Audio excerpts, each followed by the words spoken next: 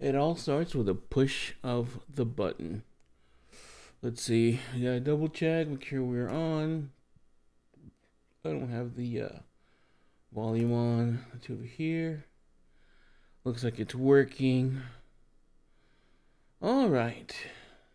Let me just take a quick peek.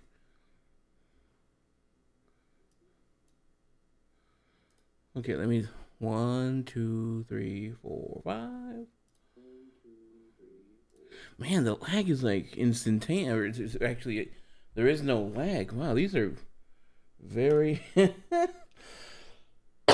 a very good service. I'm using the cloud streaming from Meld. So far so good. I'm happy with Meld. Well, before we get into anything, I just want to welcome you to the stream. It might not be as long of a stream. Honestly, you know what?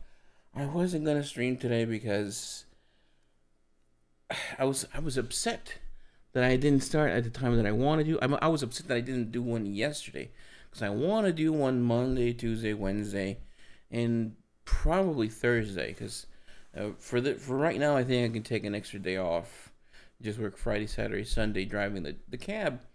But keeping maybe for this start, right, trying to get that Thursday in before I transition to something else, which I'm trying to do the cabbing part time in a better time slot because right now the time slot that I'm in it's 10 hours a day, and a lot of the time in the morning is just it's dead. There's no movement, but there is a good chance that you get one of those airport runs, which are way more lucrative than a regular fare, which sometimes they just go across the street and kind of bum me. But anyways, I was here. I got up. Like, what time is it right now? It's 2:46. I think I got up around 12:30 today. Yeah, so about a couple hours ago, and I just wasn't feeling it. And I just sat at my desk for like half an hour. Then I went to go make some breakfast. Had my breakfast, and I really don't feel like streaming, and so I just booted up my World of Warcraft and started playing to see because it's reset day. So see what I got, and I was started playing like, man, you know what? This fucking sucks. I want to stream. I want to be doing content. I want to hopefully make this doable full time and all this kind of stuff, right? And I'm like, man, God damn it. I hate myself for not doing one yesterday. Now, I did do a couple videos yesterday, which were, one was for the F1 movie, and then the other one was for, like, Las Vegas, like I said, dying and stuff. So I was happy enough to do those two videos, but I was like, man, I want to go on live. It's so much fun. Like, I see all these live streamers, they have so much, well, it seems like they have so much fun. But really, I think the fun in streaming is when you get, chat and the chat reaction. So I actually don't like leaning over. Oh, these are Mexican bills, by the way. I like to fidget with them, instead of like before you had fidget spinners or whatever. Sometimes when I'm like anxious or whatever, I like grabbing them because they're pretty cool. Especially these. This one, it won. Come on, camera. It won like most beautiful bill of 2024, 2025, something like that. So I like to when I went to Mexico and I came back, I got as much as the perpy ones, the one with the axolotl or ajolote as we say in Spanish. And I got a bunch of them, and then this one they don't make them no more, or they're not gonna print them no more. So I got one of them, which I happened to find, and then this one, which is the 100 peso one, which I like because it's something new. It's like plasticky. I was like, oh, this is nice. I like it. The next ones are the higher denominations are. Ooh, I can't say. I think it's 200, and then 500, and then they have 1,000 bill. But those are cotton based or fabric based, and these just feel weird, like having like, oh my god, it's like plastic Monopoly money. But I like them. This is so the 20 is basically a dollar because the exchange rate is roughly 20 to 1. So this is a fiver. This is 250. So like it's kind of intense that like This the person having all this money like in Mexico, it's like it's quite a bit. You have what's this 200, 300, 400, almost 500 pesos. That's a good amount of money, right? So 500, it's what, $25 here. $25 feels like it's nothing. Like, what am I gonna do with $25? But in Mexico, you got 500. Like, damn, he's rich. But that's the case. So I moved the camera a bit because I wasn't really liking it, like me being like too far away. Like, I want you to see my pores. No, it's just when I'm doing like reacting to shit, I'm like I want to be seen. Like, I want my facial expressions. I feel like it's a lot of communication is facial. Man, I'm getting thirsty. I'm losing a lot of my saliva. Let me get my trusty Diet Coke here. And so, to go back to the initial part, I'm not sure it'll be a long stream because it's pretty late. I haven't watched anything. I usually like to on my days off, which are these, just to sit here and like look at the news and stuff. And so I think that's what I'll do for a bit. Maybe watch a few videos, react to them, because I love reacting to them, honestly. And that's another big reason why I like streaming is because I'm like, oh man, I wish I could input all this stuff, but the only way to make some input is like making a whole video. And sometimes things don't really merit a whole video. Maybe you can just get it across with a few things, but unless you watch the whole thing, it's, I don't know. It's just, would I wish to make like long feature length videos? Sure. And by feature length, I mean like 10 to 15 minutes with like graphics and stuff. That sounds pretty cool. But I just don't have the manpower or the resources or the time on it. Well, time is a resource, a very precious resource. But I just don't have it. But yeah, dude, I wasn't feeling good. And then I'm like, oh, man, I should be streaming. I'm like, dude, just get in there and stream for a bit. So I honestly, like I said in the morning, I just woke up. I didn't take a shower, didn't anything. I'm like, I can't do it like this. I need to go take a shower. I literally just got out of the shower like 10, 15 minutes ago. And I'm like, oh my God, the best thing you can do if you're feeling glum or just icky or whatever, just take a hot shower. And also, if you can, be grateful. Because I was like, man, imagine the people that don't have water in this world. And then the people that do, some of them don't have hot water or are way too regulated. And so I'm like, man, I'm very thankful that I have this nice tub where I can fit my humanity in and have a nice hot shower to just, give me a little bit of a boost to get me in a better mood because I was not in a good mood this morning. And just get into it, and I feel a lot better. And then I got out and I got ready, and I just like feeling myself like in my own skin, nice, right? So I like to put like a nice shirt. Well, this is nice for me. But put on some cologne, just feel myself like, oh yes, like if I like wearing a little bit of jewelry if I can, but I don't even know where it is. Watch, just feel like you're ready for whatever there may be. But I think just a nice shower, clean, nice pressed clean shirt, and a little bit of cologne gets you a long way. All right. So, what did I want? I wanted to talk about something. I can't remember what I wanted to talk about. Oh, yeah. The whole reason why I like the streaming thing is just I've been having a lot of problems sleeping. I've had like 3 days in a row that I've been having nonstop nightmares, and they've just not been good. And so they've been messing up with my sleeping patterns. And then I'm like, man, I want to start streaming like around, ideally it'd be around 10 o'clock. Because 10 o'clock usually is when, 10 o'clock Pacific Standard Time. Or Pacific, whatever it may be. So I don't even know if we do daylight savings anymore. Maybe it's just California. I have no clue. 10 o'clock sounds like really good time. Because that way it's like noon Central and it's 1 p.m. Eastern. I'm kind of concerned that if I, if I ever get any audience that are on the East Coast, they might be a little too late for them. But Yeah, 10 to 12 is kind of like the sweet spot. I really like 10. I don't know why, but I like 10 o'clock. And then be done by like 2. Do anywhere from 2 to 4 hours of just whatever the day may bring. Right? Just get it out of the way, get the news out of the way, get the videos out of the way, anything that I want to talk for the day. And then I was thinking, if you wanted to, I could stream my gaming. But my gaming, honestly, I don't think it's stream worthy. It's sometimes I could get super zoned in, especially like I remember when I used to play Call of Duty. I would get super zoned in, like my sister would come in and she's like, "Oh my god, what you like? You like transform? You're like from that movie. What was it called? Over the Top. That Sylvester Stallone where he flips the cap and he's like he turns into like this machine or whatever. That's one of my favorite movies. Over the Top. So cool. But yeah, basically just turn into this just super focused, as they say now, locked in into playing the shooters.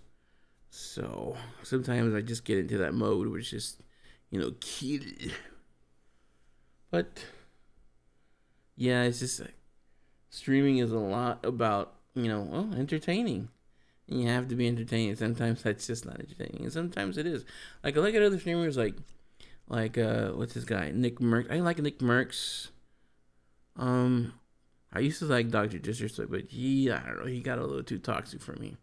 It was fun, but I don't know, the guy seems like he has a chip on his shoulder or something. It's too toxic, and it's not for me. I like something more chill. That's why I like Tim the Tatman probably a lot more. It's just that he's really loud. He's really loud, but I think my top streamers are those. Ninja, I never got into Ninja. Never got into Shroud. Shroud is super like low energy, like chill. Just yeah.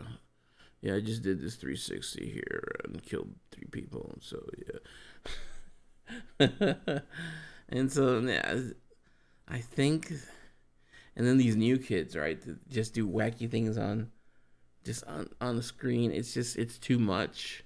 Maybe because they're young and they have all the energy and just what's the word, rambunctiousness. Wow, no, I can't. I'd rather be having a good conversation with some friends over some stuff. But that's basically how I'm treating this. You on the other side, you are an acquaintance, turns into friends, and then it's a community. And then we're like, hey, okay, so let's all talk about this crap, right? And all of a sudden, chat just goes, and you're just feeding off of that, and they're feeding off of you, and it's this nice symbiotic feedback, right, loop. That's what I like. So if I'm playing and like I have a good time, I like people to react and have a good time. Be your KegWs, whatever it may be, and that's great. Just not worry. Honestly, that's why I like streaming, because it's just it's another method of just escapism. Honestly, this world is pretty messed up. It's not the world really; it's the people in the world, and so we just gotta be like, you know what? I'm just gonna step away. Okay, I'm gonna do my own thing. No, you didn't see anything. We're over here. We're playing cards. We're playing dice. We're chill. Yeah, you can kill yourselves and all that drama and politics and stuff. Yeah. Do you, and just leave me alone, right? I like to be here by myself, just taking care of what I can and just not worrying. Right? What was that saying? Like, not to worry. Like, don't worry about things you have no agency in. You can't change, and then only focus on what you can. Something to that effect. I don't remember exactly what the saying was. And it goes with like my latest like minimalist type of mentality, which less is better, but because you can focus on the things that you like. And it's not something recent. It's been since, when was it? It was like around 2017 when I noticed that, like, I was working. I've been, like I said, I've been working for a taxi for 18 years, and back then it was good money. But I started to notice that I was just spending it on things that were just in the moment things, very frivolous things. I remember there was such a thing. There probably is a thing called Loot Crate. Let me see if it's still around. It probably still is. Loot Crate. And again, all this like this let me see. Let's do that. So yeah, like Loot Crate. You got all this stuff, and the whole thing about Loot Crate is that it's basically a blind box, right? You never know what you're gonna get, and some of them were cool, some of them not so, but it was cheap, right? It was $20 a month. How much is a subscription now? That's no way it's $20. So now they have for 30. So it's the crate plus the shipping. That's pretty good. And you get like these cool little knickknacks. I mean, I have to say it's not bad, but it's just I don't know. And then this is Loot Fright. Okay, the scary stuff. Harry Potter. Okay. And then the t-shirts. I really did enjoy getting the t-shirts. The t-shirts are actually pretty cool. But they didn't fit me because they only had up to 2X. Let's see how. Let me. That's curious now. What size? Yeah, they only went to 2X, and I think for a T-shirt, I think I need minimum 5X, because they shrink or they shrink a lot. So, but I still have a couple of them. One was from Optimus Prime with like it was a collab, right? Transformers and Tron, and it was beautiful. And then I had one from like the Ewoks or the Walking Dead, but they were Ewoks, and it was a nice Zelda one. Basically, this was it, right? I was subscribed to this stuff. I used to open them. They're in my channel. You can go look for them. All the loot crates that I opened up, and they were really cool. But I just saw that I was. Not only that, but just other stuff that I would purchase that was like, you know what, it's really, a lot of my money is just being wasted away. And I think I want to, I don't know where I got it from. Honestly, I can't remember where I got this whole minimalist thing. I think it was a way to like save money. Like, you know what, do you really need that? Is it really going to fulfill your life or, enhance it? And it's probably a video I saw or a movie. And you know what, that's true. I could be investing this money, right? But I never did invest anything, or doing something else with it, or just having it. Like I would always tell my mother and basically my family, you know what? I don't want, I don't want money to spend it. I just want to have it, like to have it there, like as a backup. If anything goes, bad, you have a resource. And I maybe because I grew up poor. I still am. I'm broke now. I'm not poor, but I'm broke. But yeah, always like some situation happening, and then you have to find somewhere to get, for medicines or for some other emergency, and then you're having to ask for people, or you get kicked out of somewhere. You have to find new a roof over your head, food. I mean, damn, it was rough growing up, but we made it. And so I always kind of liked having that little stash. And you know why? Because I was always been like an entrepreneur at heart, buying and selling shit. And I remember I used to sell candy in school. I would make a few bucks, not much, but it was so cool that whenever my mother would be like, "Oh my God, we don't have money for food or for whatever it may be," and I'd be like, "Hey mom, I got money." And I'd have like $20 in change and bills, and she'd be so happy, and I would be so happy, be like, "Oh my God, I can help out my mom, help out my brothers." So that was always a thing that I looked forward to, like having a little stash that nobody knew about until later on, many years later. They're like, "Wait a minute, you got money?" No, I don't got no money. You probably got money. No, no. I'm trying to say no so they don't know that I got, a little stash. And then so they would need it for something. Like, okay, here you go. See, I told you he had some money. He always saves money. So so then mom ended up calling me the bank. Yeah, go ask go ask the Bank of Ovi for a loan. So it's just be like, hey, can I borrow $100? This is like recent, like 3 or 4 years ago. Hey, can I borrow $100? I got a bill to pay. Or hey, you got $50? I saw something really cute and I want to buy a blouse or a shirt or whatever. It was mostly my sister that would ask for money, or mom. She'd be like, "Hey, son," because I give her a monthly stipend, and she's like, "Hey, can you just give me an advance? I need $50." And I'm like, "Ma, I'm trying to get you this money." And she's like, "I just need $50. It's just I saw this really cute pan or these dishes or whatever." Like, my God, Ma, you keep spending all this damn money. But again, it was always a pleasure to have that money. And then one time, I think I had like around, I think that's the most of cash money I've had on hand, which is like around, I think I had like around 5 grand in the bank. And my mother went to Mexico, like she always would go. And unfortunately, this time, it just didn't work out. The height messed with her with her oxygen and stuff, and she was already pretty sick. And this was actually the last time she went to Mexico, which is around 20. It was around 2021, I think. 2021. Yeah, about 2 years before she passed, and she got pretty bad. She was cutting back on her dialysis. She was only going like twice a week when she needed to go 3 times.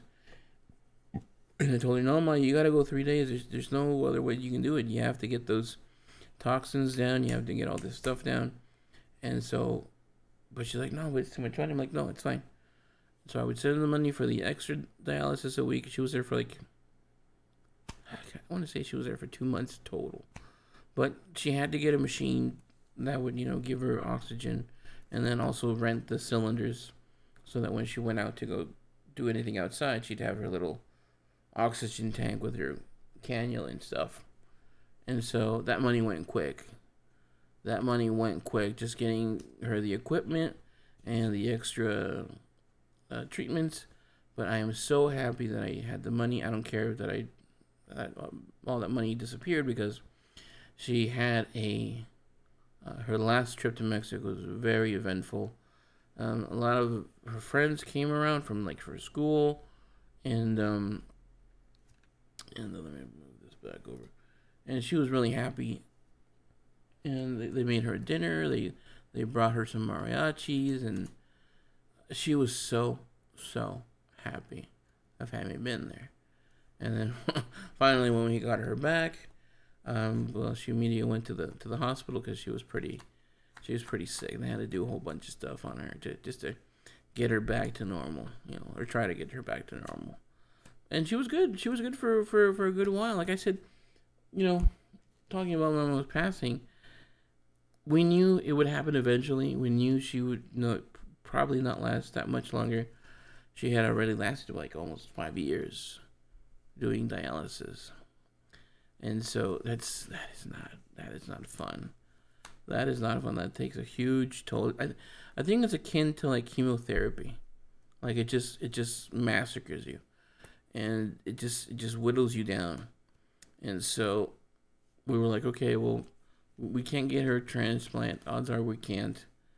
My sister was willing to donate one of her kidneys for her, but mom was like, I don't really want to put my daughter through that. I don't want to take that from her, and I got all these other problems, not only her kidneys, but her heart, and just, diabetes in a whole. And so she was a very strong person. Honestly, she could be sick or whatever, and she'd power through it to the end. I think, honestly, the only day where I saw her weak was that day before she passed. And she had come back from dialysis. They hadn't given her some hormone or whatever they needed to give her. And I saw her, and I'm like, and she's like, I need to go to the hospital. And I said, Oh, ma, not again, because she had just been there for like 2, 3 months before, and every stint in the hospital is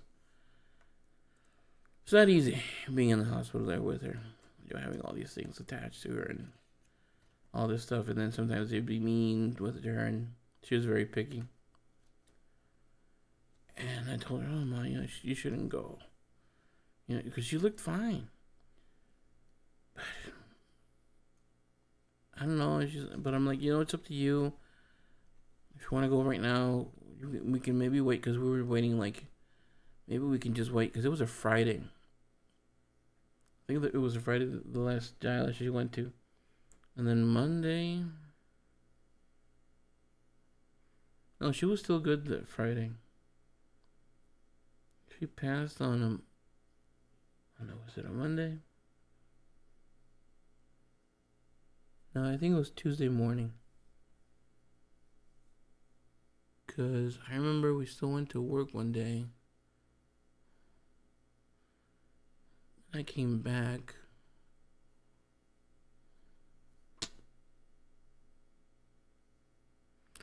Anyway, I think it was that Sunday. I saw her tired. So it was 2 days before.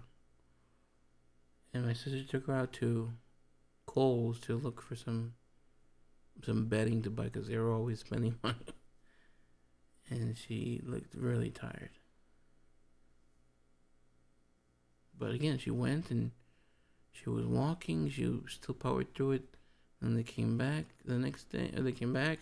Next day I went to go to work. And that's when she came back from her dialysis, and she wasn't doing good, but she still looked really strong. And then I talked to her, and I went to bed because it was like 5, 6 o'clock, and I was exhausted because the heat. This is back in June. And I could hear her in the living room. She was laughing. She was watching TV. And I was sleeping.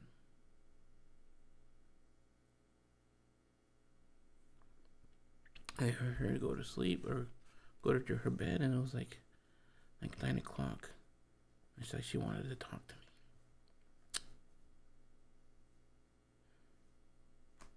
And she asked me, she's like, "Where's Ovi?" And my sister, I heard her tell her, because I was like half asleep. I heard her say, "Oh, he's asleep." "Oh, okay, don't bother him. Let him sleep. But take him this." And she had just bought a candy called masapan. And I think my sister came and left it on my desk or something. And then I woke up like around, I think it was like around 11, 10 or 11. I was like, I got it from my nap, from like my 4-hour nap. And I started playing. And that's when I got the drop. I got that Aberus, that mount. And I was so happy. And my brother Joshua was still awake, so we shared a bedroom. And I showed him, "Oh, look, I got this cool mount." And I wanted to show Mom, but she was asleep.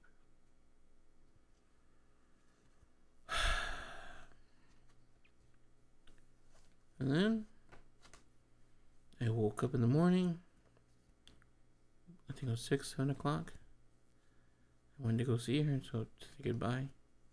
And I usually wake her slightly, and she hugs me and gives me her, I don't know how it's called in English, but her blessing. But I saw her sitting there. She was so peaceful. I'm like, oh, I don't want to wake Mom. She has trouble sleeping with all the pain and stuff. So I just looked at her for like 10 seconds. And I left. And that was the last time I saw her alive. But we always knew what could happen.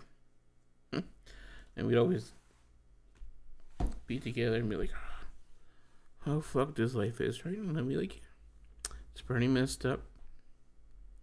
You grab my hand and be like, kind of like saying, I wish I could stay here longer, but I can't.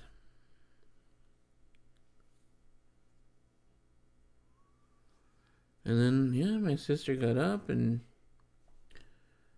she woke her up and she gave her the blessing. Okay, hija, because she had the bedroom with her, and she said she was fine, and she went back to sleep. And then it wasn't until like, I'm guessing a couple hours later, my brother called me frantically that something wrong with mom, and somehow I immediately knew. But I still held out hope, and I said, well, is she breathing? And I think he didn't want to tell me. I'm like, does she have her cannula? Because she had to sleep with the cannula. Sometimes she take it off because it's bothersome. And she found her on the floor, and I think he heard her say something. So I rushed and I told her to call the ambulance, and like, there's nothing we can do. And I got there, and as soon as I got there, the paramedics were taking off all the stuff and saying, no, there's nothing we can do for her. She's gone. God.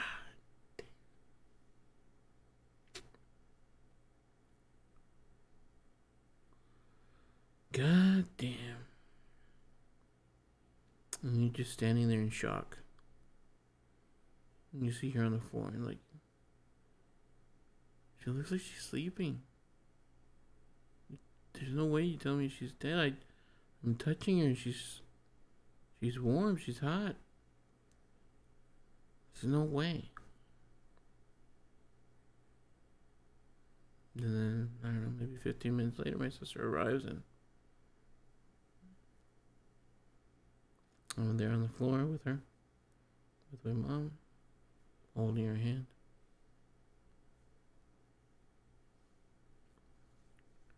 What an experience.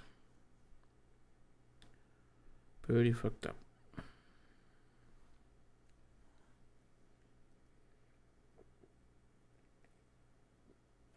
I don't even know how we got here. Pretty depressing, huh? But that's how life is. And it's gotten easier over the years. It's been 2 years that she passed. Still hurts very much, but it's a lot more doable most of the time. You still get these pretty heavy moments every once in a while, and it feels just like that day, but they're less and less. I guess it's like they say, time cures everything, or mostly. Oh my god. So where were we?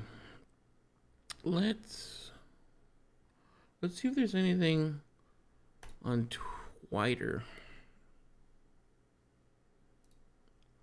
Let's go here.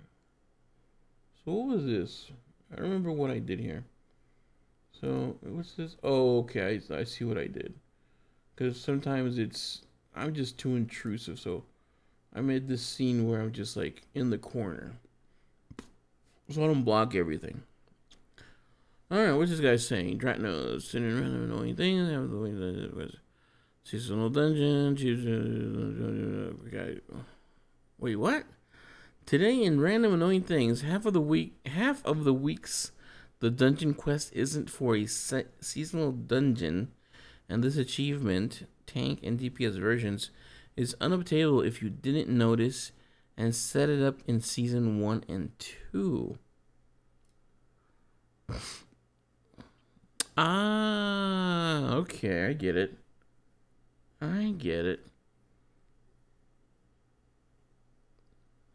Ah, look at that.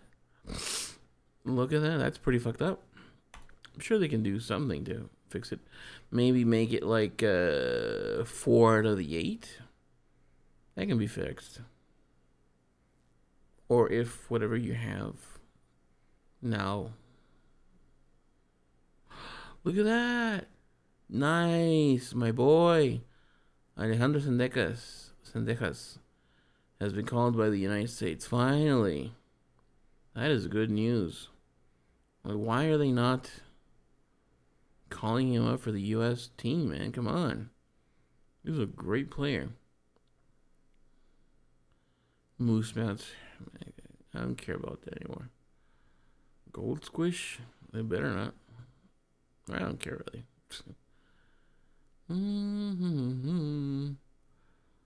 What this crap is? It's time for final. Oh, final upgrade. Final upgrade for our Reshiram.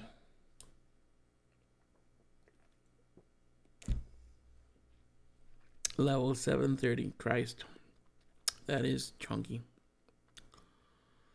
So football stuff. I don't know what that is. I don't like musicals at all. And I went to go see the what was it? Wicked. Fortunately, it wasn't completely musical, but I don't like musicals, but it was enough. It was a lot less. I got through it. Workhouses in the Lions neighborhood. Games. Build anything anywhere. Okay, we might watch that. A new game event is now live. It's a shorter one, 1 week, with fewer rewards. Wow, they're really ruining that game. I stopped playing about a month ago, maybe. Yeah. It says, this is what Novel says. I have some now through windows for my upcoming house. Please and thank you. Ooh, nice. Nice. Oh my god. Crazy people. I guess we're Team Cadillac now. I'm gonna watch some F1 somehow.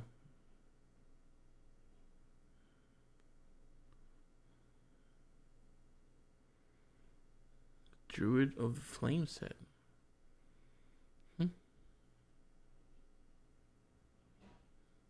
Oh, mini set coming tomorrow?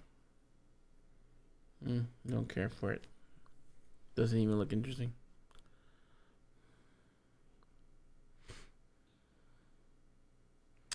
The TwitchCon schedule just got even more packed. When is TwitchCon? Probably like September. Is it even worth going for? I wonder. Because these things can get expensive. October. Where's it going to be? San Diego?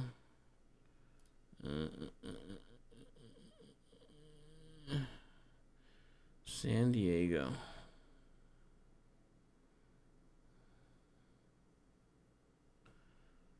Which is not far. Let's see how much the tickets are. Okay. $100? It can't be more than $100. Select your ticket. Get a promo. I have to connect my Twitch account? Oh boy.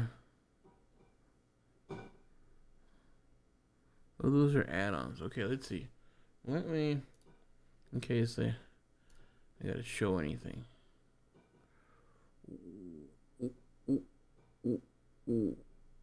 Ooh. I don't know. Is this it?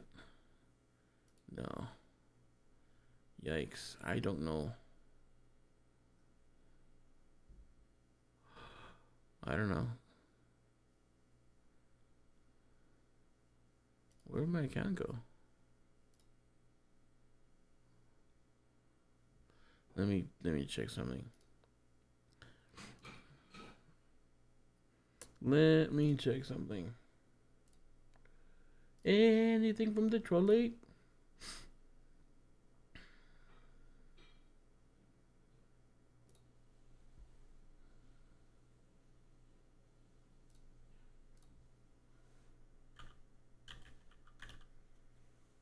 Mm-hmm.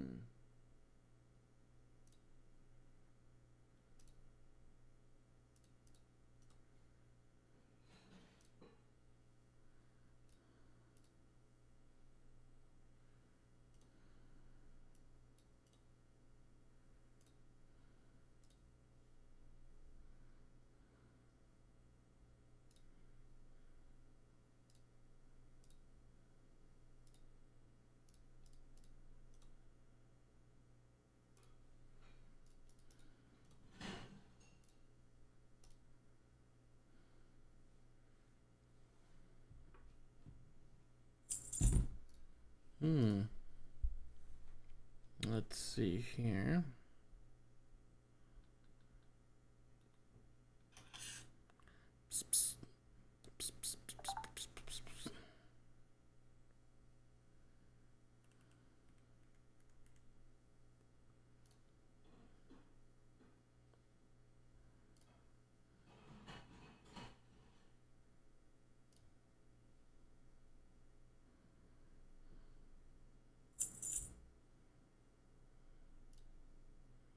All right, we're back.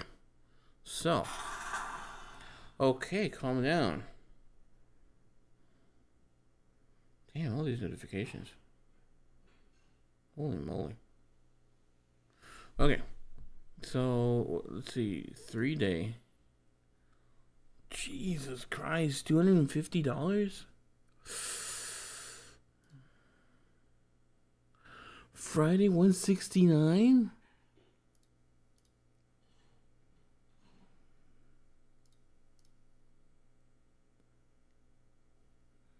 What the fuck is going on? So 170, 170, 160. What is that?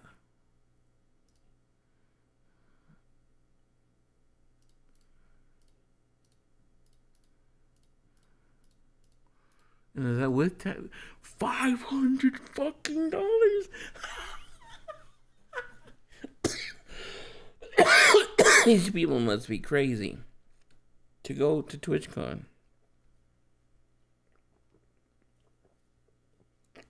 Oh, but wait. If you get the 3-day, it's only $250. Right. Wow, that is a lot of money. Yeah, no thank you. No thank you. That is a lot of money, dude. What the hell is he? What is this doing? Some prank?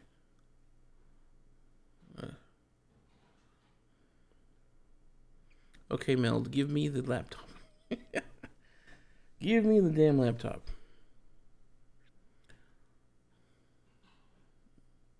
I don't know what he's ranting about. Okay, this is an event.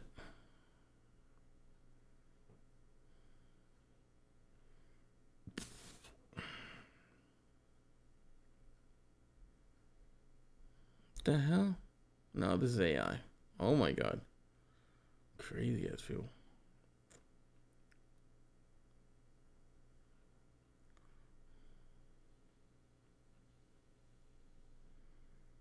Okay. I think we've seen enough of Twitter.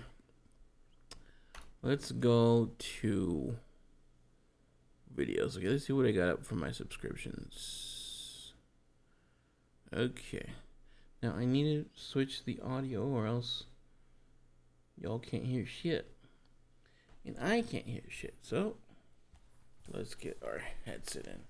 Which I've noticed a lot of people are now using like smaller devices just to like have something in their ear. Because honestly, these headsets can be bothersome. Pretty bothersome. Let's see here. Blah, blah. Hopefully I can make this work. Sound settings, okay. It seemed like I could last time. So let's see. System. Okay. Let's see if that works. let me just play this. It's not even. It's upcoming. It's okay. Let's play this.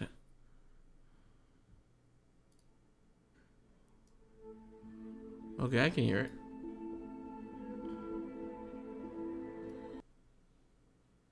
Okay, we're good. All right, what do we got for?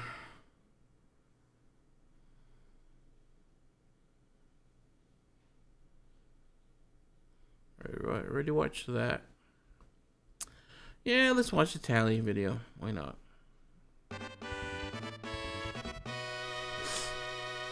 Hello, Internet. My name is Taliesin. Oh, it's an interview. And today, we're talking player housing with two of the most important devs on the scene.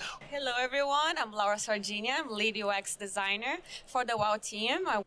Man, Tally, invest in some damn mics, dude. What the hell? I thought he had mics. I thought he had equipment. What the hell is this scuffed ass interview? Oh my god. Work on many features for Midnight, for the UI, and also a lot with Toby's team on the housing. Hello, I'm Toby Reganey. I'm a lead Maybe designer something went on WoW wrong and or whatever. particularly Or it focused got on lost, player it got housing. stolen. We You have never know. had the pleasure and privilege of playing loads of player housing during this event, streaming it for hours, really getting to grips with the tools. It's even better than it was when we were playing it in Boston. So yeah, can't wait to sort of get that out there and have everyone have the same kind. I wonder how much this will detract from. Maybe it won't, because I was thinking, okay, man, you got to learn all this stuff and then design the house and then do it. That can take a lot of time. Like I remember when I used to play Animal Crossing, that would take a lot of time to organize your stuff and then go get it. I'm like, will this affect like PvP, PvE, world content? Are people just gonna be stuck in their homes? That is so Inception, right? We in real life don't do anything outdoors because we're doing everything indoors, and then in the game we don't do anything outdoors. We do everything indoors. That's funny. That's friggin' funny. Oh my god. But maybe not. I'm guessing those type of people don't do other stuff Pleasure. outside. I built like an entire cobbled street inside with street lamps and other houses and stuff. It was amazing. So I feel like we're getting to grips with the indoors kind of customization. And there was an interview on the Xbox stage yesterday, which featured some new footage of neighborhoods, which is obviously something everyone's really excited about and something we haven't seen much of so far. And that footage seemed to show different outside customizations of the houses. Is there anything you can say to that at all? Yeah, so we haven't shown a lot of the exteriors, but they're completely customizable. And we're going to be launching with 4 different kits for 4 different races: orcs, humans, blood elves, and night elves. So each of those will have, almost like Barbershop is for the player, you'll be able to design the outside of your house, and you'll be able to use decor to decorate your yard. So you'll have this big plot that your house sits on, and then you have complete control as a player what kind of props and decor you want on the yard itself. And some of the exteriors that we saw seemed to be not just different styles, but also different shapes. There was like one which was a kind of a tower and a lighthouse. Was that the customizations? Absolutely. So for that one, we are using Barbershop style UI that players are very used to. You know, that you go there, you see the model very big, and then you can customize with drop downs and everything. So it should be very easy to use. And then as you're saying, like you can pick different towers, different windows, different, facades and stuff. So gonna be pretty awesome to edit. Yeah, that's really exciting. So if I'm a Night Elf player in my Alliance neighborhood, will I be able to have a Horde style house? So there's no restriction on what you design your house to look like. We are having distinct sort of neighborhoods based on factions, but they're not faction exclusive. They're more just faction aesthetic. So your night elf can go to neighborhood, and there's no guards that will attack you. No, come on, man. That's fuck me, dude. They can't do this, man. It's where's my HOA? This can't be, man. This just cannot be. It's no, it doesn't look right. It doesn't look right, man. If it's alliance, yeah, okay, alliance aligned stuff. If it's horde aligned stuff, yes.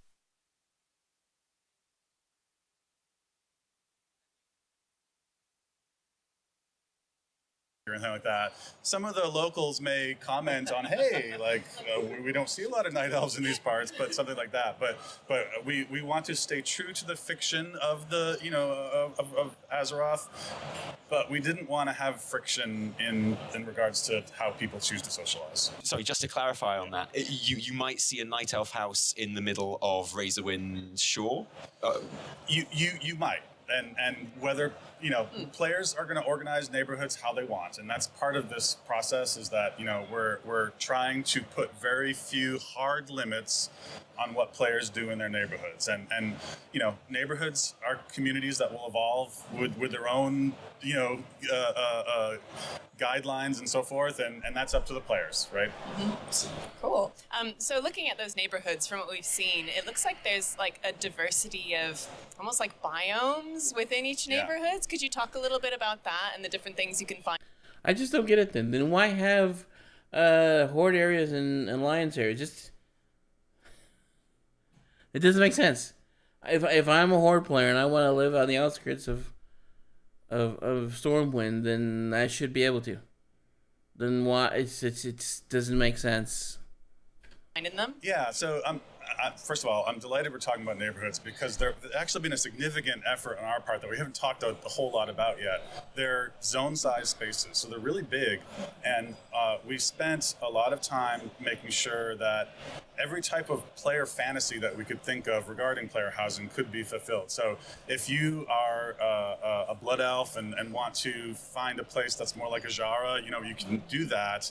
If you're a Tauren and you want some of the more mesa and bluffs, you can do that. And so the sort of individual neighborhoods for both Alliance and Horde evoke a lot of the classic sort of places and zones that players might remember, but they're brand new, of course, and a lot of that is a very deliberate attempt to just maximize that ability for players to be like, this is where I wanted to live. I always imagined if I were in Azeroth, I would live in this place, and hopefully they can find that little corner in each of the neighborhoods.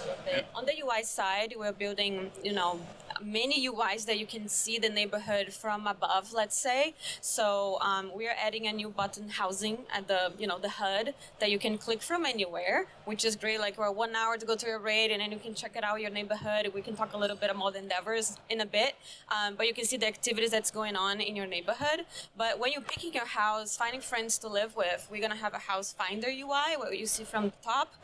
Almost feels like those Creator kind of websites that you see when you're looking for a house, and then you see what is available and the plot. But of course, it looks very. So I guess this is the new logo for the Hearthstone, for your housing Hearthstone. Remember what the previous one was? Which I didn't know was whole about the PDF files, but this one looks way better. Actually, this is way better than that other rock-looking one. It's nice. Very Warcraft. I got some bad memories about those websites. Oh, so yeah, but ours is going to be very positive, yeah. very fantasy-like, so no worries there. But it should be very easy for you to look around, mouse over, see what's up. If you have some friends already in those neighborhoods, and then you can search also friends, and we have all the plots available, and you go from there to buy your house.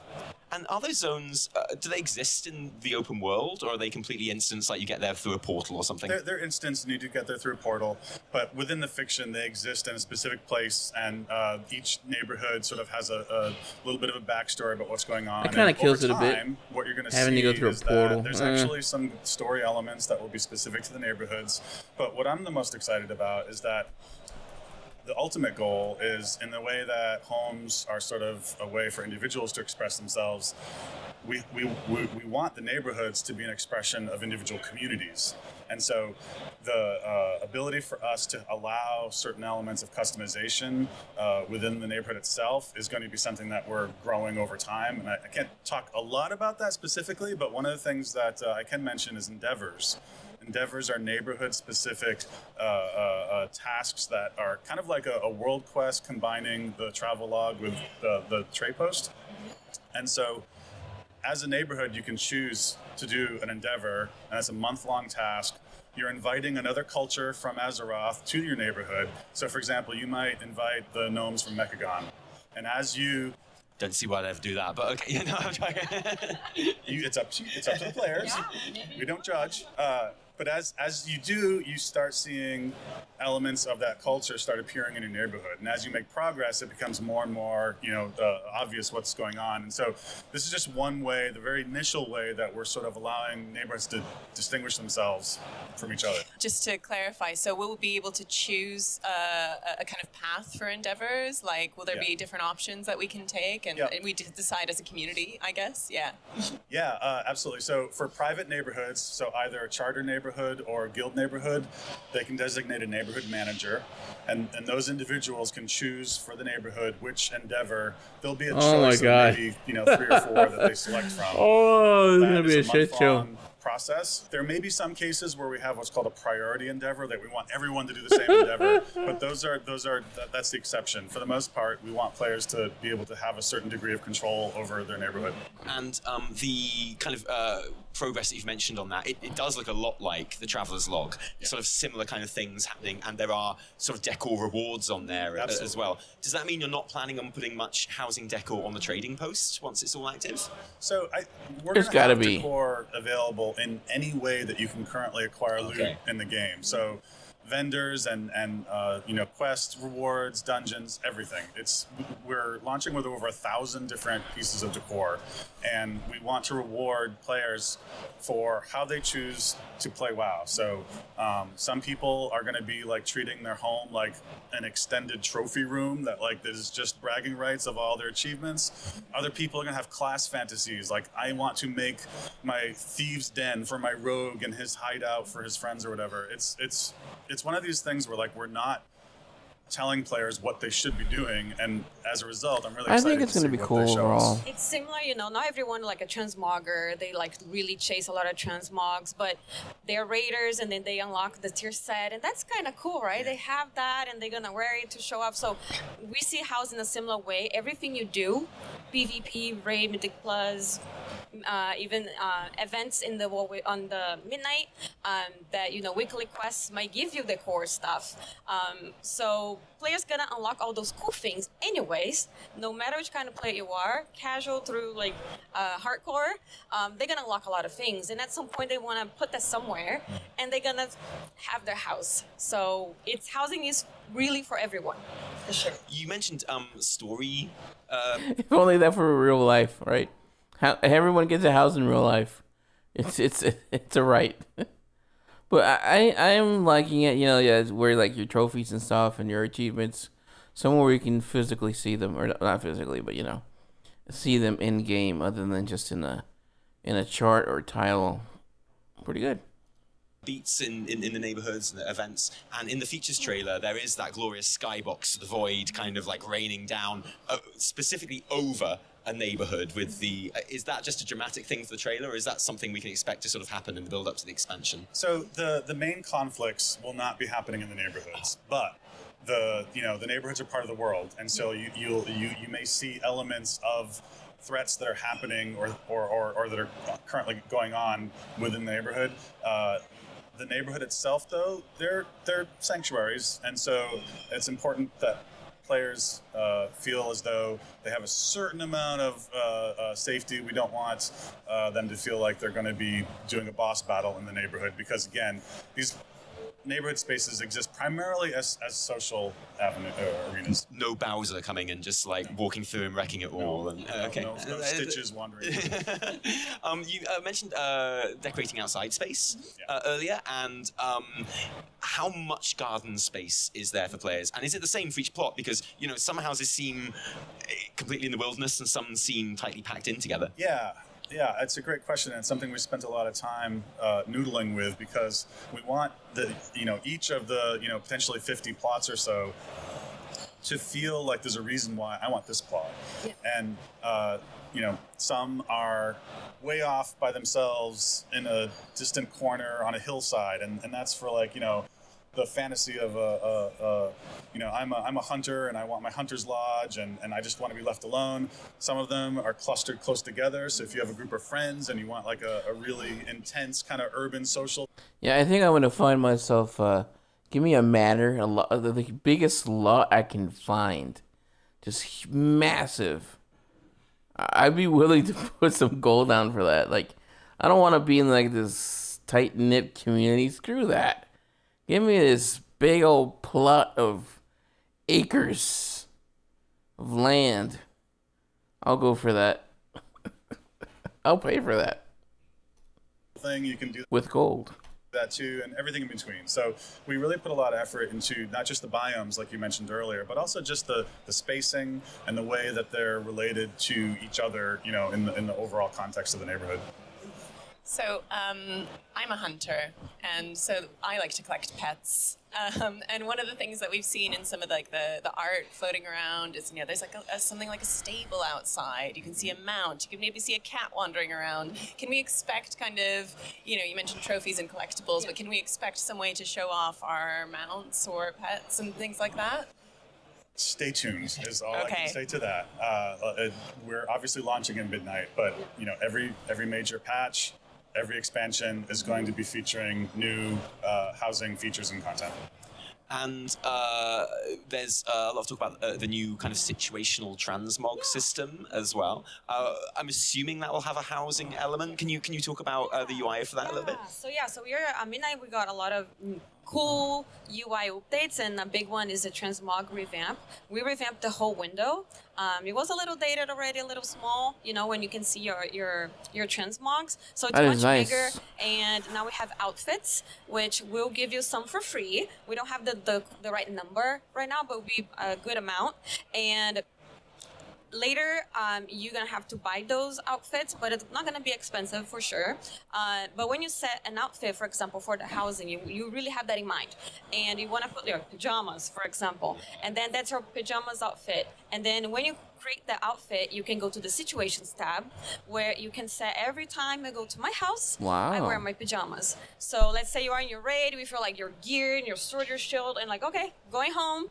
And then you go to your house, and then automatically it's gonna change to your pajamas with no cost. So the only cost is when you create that outfit for the first time and when unlocking the slot, but no cost. So you might have an outfit when you are doing some alchemy things, and then you change completely to your alchemy stuff. You have a PvP situations outfit. So I didn't see professions in there. You create that outfit for the first.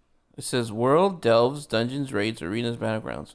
Where is professions? Maybe it's coming. And other thing that's really nice for this revamp is that transmog are by the slot and not by the item. So what it means is, you know, when you're leveling during midnight, or you know the what within, and then you kind of look like a clown in the cinematics, and you're like, oh my god, that doesn't look like as I want it to be, because you just like whatever you have on, bunch of stuff, and they have much better gear. So now you can transmog your gear slot, and that's not gonna change. Yeah, but you can still like preview how it looks like. It goes to your collection, so you know, okay, that's a cool helmet. I'll make an outfit with it later. Game changer. And will being inside your house and being outside in the neighborhood be two different situations that you can have? I don't recall right now, but it could be. It's very flexible. I'll check on that for you. And just to clarify, because I know people will be asking, by outfits, you mean slots where pre-made transmogs can be stored to... It could be that, or it could be a totally like mix and match. Okay. Whatever you like. Yeah. Awesome. That's so cool. Will we be able to hearth straight to our homes using a Hearthstone? Does that take us into our home or into the neighborhood, or? Yeah, so it won't be a Hearthstone. It'll be a separate in-interface button that you can, you know, press and use. It'll function similar to Hearthstone. I believe the current plan is that it'll take you just outside your home on your plot, but there's also going to be portals that are going to, you know, the capital cities and stuff like that. So we're trying to make it, you know, relatively convenient for people to go back and forth from their house, because that brings up a point I wanted to make sure that we discussed a little bit, is that, you know, housing does not exist as a standalone system by itself. It's tightly coupled into all the ways that players love WoW today. And so when I mentioned that, like, any time that you're getting loot, you could potentially be getting decor, that gives you a reason to go back to your neighborhood and your home, obviously. But then when you're engaging in things like endeavors, they're actually sending you out into different parts of the world. And so depending on, the endeavor you choose, that's gonna have a big impact on the kinds of activities that players are then being sent out and asked to do. Some of them will be in the neighborhood and they'll be more of the low risk kind of fun social stuff. But then others are like, if you want to be doing a dungeon or raid or something like that, there's probably a neighborhood endeavor that you can do with your neighbors that will contribute to the overall effort. And you still get all the benefits of doing that content. If I'll be, kind of jumping back and forth between my house and outdoor content, can I, for example, queue for instances while I'm in my house? That is a great question. I don't know the answer to that, but I think it's a wonderful point you're bringing up. I believe when you are in the car mode, really decorating, your whole HUD changes to the housing UI, which is very unique for the feature. But as soon as you toggle back, all your normal UI is there, so you can totally queue normally. Amazing. Okay, got some quick fire questions on just like sort of very common. Okay, we should have. Why can't they just say, yeah, well, you'll have a Hearthstone similar to your Garrison? I don't remember because I think I used the Garrison Hearthstone once. If it's gonna be on cooldown, probably. But I don't know. We'll see how it goes. Questions that we're hearing about the place. Is there plans for a copy paste button or something that can remember settings for an item that maybe you've resized or kind of positioned in a certain way? This is very interesting. We definitely want to improve the tools that we have now, and this is the kind of thing that we want to hear, like what you guys are expecting, or is there expectation like I wish I have this. So definitely it's like in our list. Yes. Also an undo button. 100%. Thank you. That's like number one, but like very complicated to do. But it's like in the next update, that's like the top Why is it priority. complicated? Undo, redo? When we were in Boston, that was like literally number one feedback for everyone. Yes. Will there be the opportunity to alter music or environmental effects within the house? Again, love the thinking. We definitely want to be able to have players customize the total experience of their home. Stay tuned.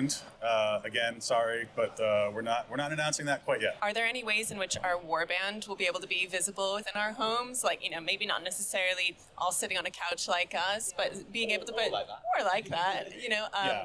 So the goal is to have the ability. Your house is at the warband level. We want you to be able to see your other characters within the warband, potentially even making their own rooms. So you could have a themed room for each of your warband members. Is there any word on the minimum amount of people that you'll need to set up a charter neighborhood or a guild neighborhood? We're not announcing that yet. Mm-hmm. It is,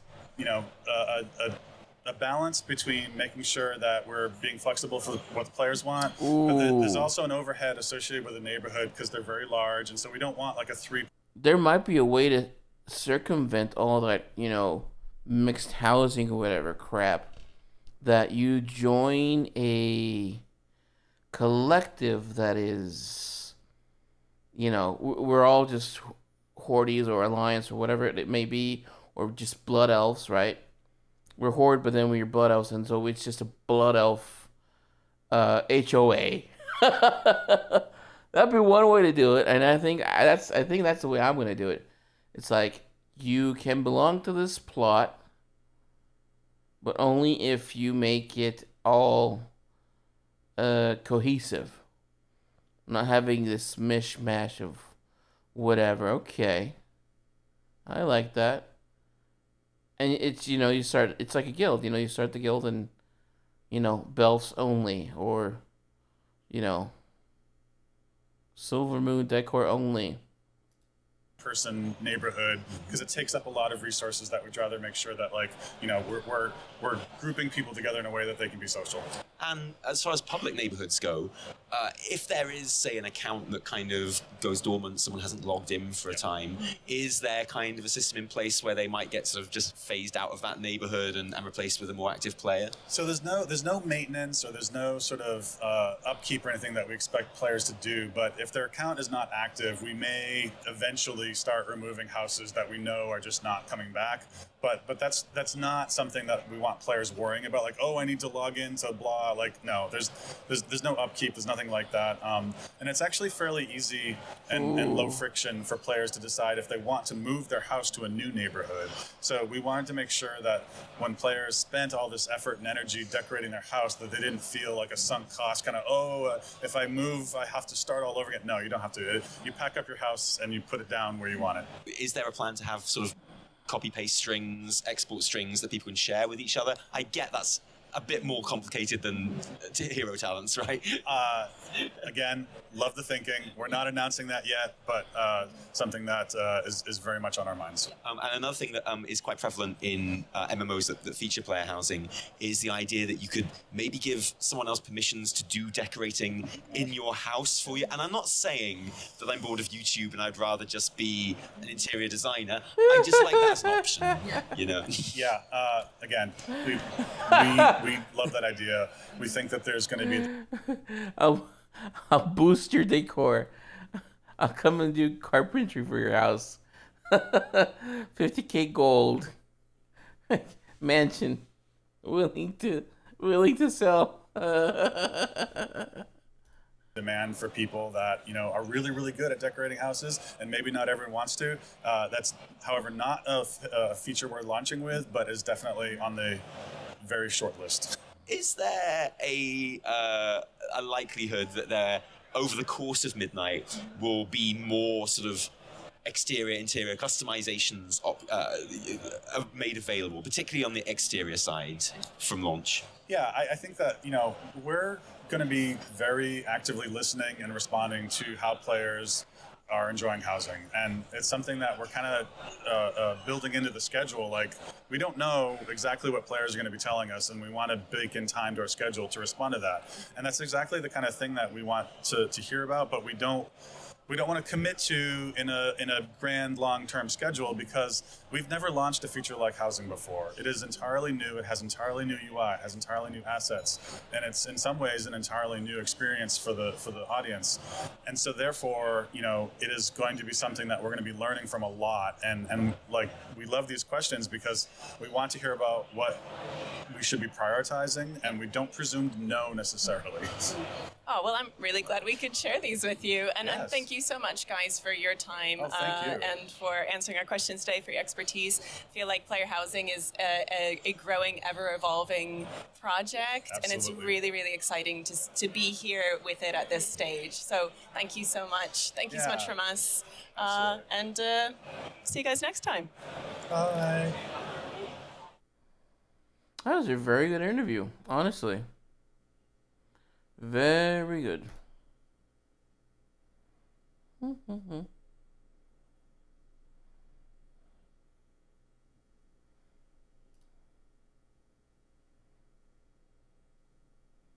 Wait, was that?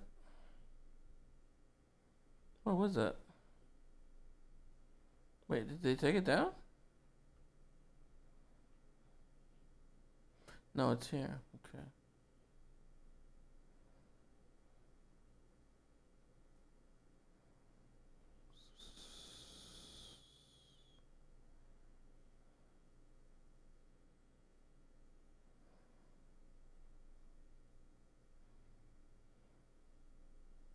What the hell? Hooters a comeback? Let's watch that. I have heard for the last 20 years, well, my wife wouldn't let me go in there. For years, Hooters has been operated by two different companies. One owned by private equity that emphasizes the brand's sex appeal, and the other, which includes the original founders, that says the restaurant is actually family-oriented and always has been. After filing for bankruptcy earlier this year, Hooters says it's trying to bring all its restaurants back to that purportedly more wholesome vision, and this is the man leading that effort. What do you think that does to the brand to have these two different operations, basically? Well, so far it's not done very well. Neil Kiefer's group, which includes the restaurant's original founders, runs the stores in the chain's 2 most successful markets. The rest of the locations have been run by private equity since 2019 and have been riddled with debt. We watched the deterioration of not only the execution of the brand, but also the sales. But we were helpless to do anything about it. We couldn't do anything about it legally. We certainly made our protestations, wrote many letters on behalf with the franchisees to say, you shouldn't be doing this, please don't do this. Today, because of social media, you can be affected in your area and you get associated with the wrong Hooters, so to speak. Kiefer's team is taking control of about 100 of the struggling locations. He says his plan is to replicate the success of his Chicago and Tampa restaurants. The last group of owners, to me, seemed more obsessed on their ROI, their return on investment. How quick can they get their money out of it? Well, they did, okay? So I think this entire brand going through a bankruptcy was totally unnecessary. The waitresses, known as Hooters girls, have always worn low-cut tops and shorts. But in 2021, the restaurants owned by private equity launched a controversial new uniform. They took it and made it, sexualized it. Made it shorter, almost shorter than hot pants. That is offensive to most people, particularly in a restaurant setting. When this brand started, and still the way we run our store, it's an athletic fit. In 1983 and the 70s, jogging was huge. The dolphin short was the short that everybody wore. After receiving backlash on social media, the new uniform policy was updated, giving staff members a choice of what shorts to wear. Private equity firm Triartisan Capital Advisors didn't provide a comment, and private equity firm Nord Bay Capital didn't respond to requests for comment. I mean, it's not that athletic wear is inherently, like, sexualized. It's just that it's designed to, like,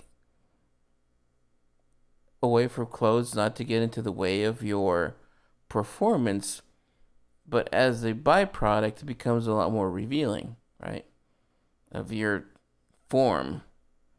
Imagine trying to, like, do pole vaulting or basically anything, or like a gymnast trying to do that in a, what's it called, the burqa or whatever. That's not going to happen. It's going to get in the way. You're going to trip, right?